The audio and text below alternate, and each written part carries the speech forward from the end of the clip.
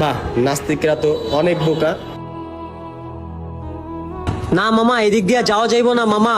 এই দিক দিয়ে গেলে দুজনের অবস্থা খারাপ করে ফেলবে ওই ইহুদি নাস্তিকেরা। ইহুদিদের গল্লি দিয়ে যাওয়া যাইবো না মামা, চলো আমরা ওই গল্লি দিয়ে যাই। তুমি গেলে যাও, আমি ওই রাস্তা দিয়ে যাব না, আমি অন্য গল্লি দিয়ে যাই। আমি ইহুদিদের হাতে পড়তে চাই না। মামা, হাতে শুধু 3 মিনিট সময় আছে। এখান দিয়ে গেলে হুজুরদের সাথে নামাজটা আদায় করতে পারবো। আর এখান দিয়ে গেলে 7-8 মিনিট সময় লাগবে, নামাজের সময় শেষ হয়ে যাবে। আমি এখান দিয়ে যাব। হে আল্লাহ, তুমি আমাকে নাস্তিকদের হাত থেকে রক্ষা করো। দোস্ত দেখ দেখ, একজন মুসলিম আমাদের গলিতে যাচ্ছে। আসলেই তো মুসল্লি দেখে আমাদের রাস্তা দিয়ে যাইতেছে, জুতা না খুলা। চল তো ধর দেখি। কি ও খবর কি? টুপি খুললি না কেন তুই? জোতা খুললি না কেন? আর মাথা নত না করে এই রাস্তা দিয়ে হাঁটলি কেন তুই? আমি নামাজ পড়তে যাচ্ছি, আমার হাতে খুবই সময় কম।